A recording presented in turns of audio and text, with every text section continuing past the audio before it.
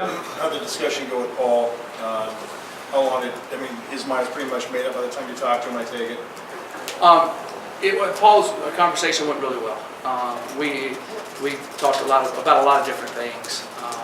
And me have been in the NFL for 5 years and having, understanding what that world's all about. We talked about that some too. After he kind of let me know that's what he wanted to do. So I definitely wanted him to stay. There's no doubt on that side of it. But like I said earlier, the coach really has no say. You can all think that you do, but it's the kid and the family and what they feel like is best for them. So with him putting 4 years in and 9 units from graduating, he's right on the verge of doing everything he's wanted to do. And he's put a lot of hard work here, and I'm pretty sure we talked a little bit. He had a knee injury earlier in his career, and I'm pretty sure he's thinking, he doesn't want to have another one because he's already had that happen. So I think that's a smart choice by him on that side of it. But he was very professional. He did everything the correct way, and I wish him the very, very best and thankful for what he did for us here. Who's your potential? Do you have a potential game breaker that can replace him? He says Devin Ross is as fast as he is. Can he hit, or is there anybody else? Yeah, Devin can run. Bryce Bobo can run. Elijah Dunston can run. We're recruiting some other guys that we feel like they can really run.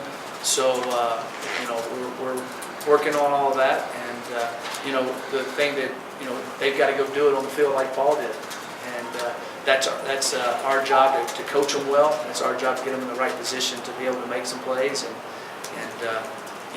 as Cepho gets better and better, and Connor Wood gets better and better, and our understanding of the offense gets better and better, we'll execute better.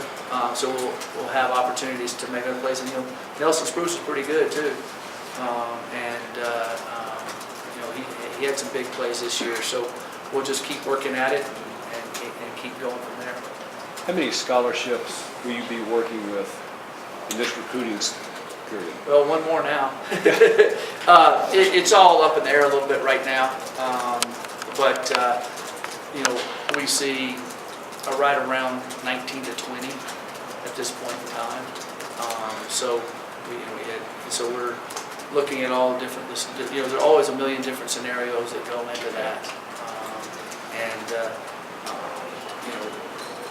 as we'll see how everything unfolds after this semester's over.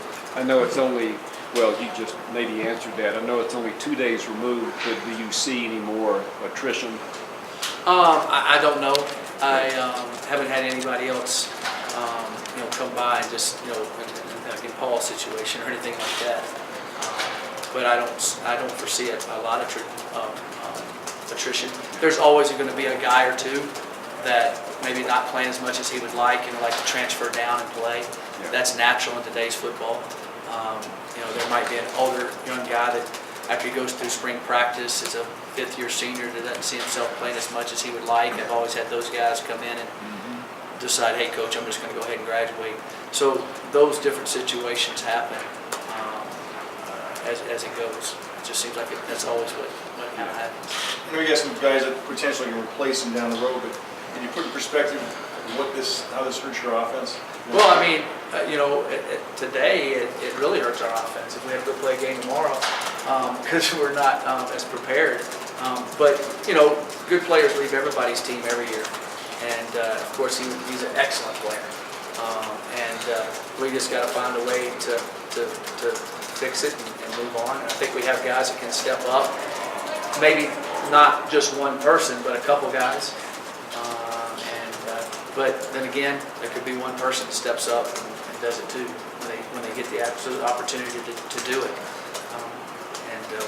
We'll keep seeking that out and keep looking at it. Mike, there's something now that you've gone through the season. Yep. Something you see that your program needs that maybe you didn't see 4 or 5 months ago. Wow. I think that, like I said, Greg asked me the other day that if we need, what do we need to recruit? I think we need to recruit a little bit of everything, and that's not just a cliche. That's the truth. I see that we need to get better all across the board at different spots. I think that we need to keep improving both lines. Need to keep improving. You know, we need to be.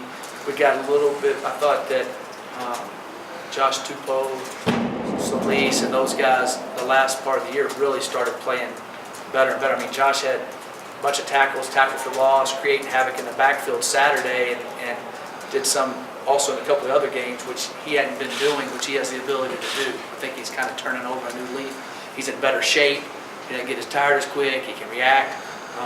You know, and we need to be able to, you know, losing Chidera, I think, is going to be a big loss pass rush-wise. We have a few guys redshirted and a couple of younger guys that played some, that started making plays, that are athletic. They've gained 30 pounds, and we'll see how they come out of spring practice. And hopefully they can step up and be able to do some of the same things that Chidera was able to do. Offensive line, we've got to keep improving on the offensive line. You know, we get Jeremy Irwin back, who's gained another 20 pounds. He really it was a blessing in disguise because he didn't redshirt as a freshman, just played just a little bit. And so he's gotten bigger and stronger, and he'll be a good addition back that's played, and we redshirted some other freshmen. I think that should help us right there. You know, you got to always keep getting speed in this league. I think that's obvious to everybody. We got to keep getting speed, and we got to get guys that can keep making plays in open space. And I think some of those young guys got better as the year went along doing that. Give some goals from now till spring ball with Dave Foreman's work with the team. Yes, we do. You know, and I've talked to him last night, and we talked to him today. One of our goals is when they go home over Christmas break, is that the guys that were gaining weight, that need to gain weight, don't go home and lose weight. And I know this is elementary. And the guys that were keeping their weight down, they don't go home with mom and gain 25 pounds, and we got to start back all over again January 12th, and it takes you 3 to 4 weeks to get them where they want. So that's a key ingredient, and that's kind of what I've talked to them about their bracelet they wear. When they look at that, do they care enough to do that?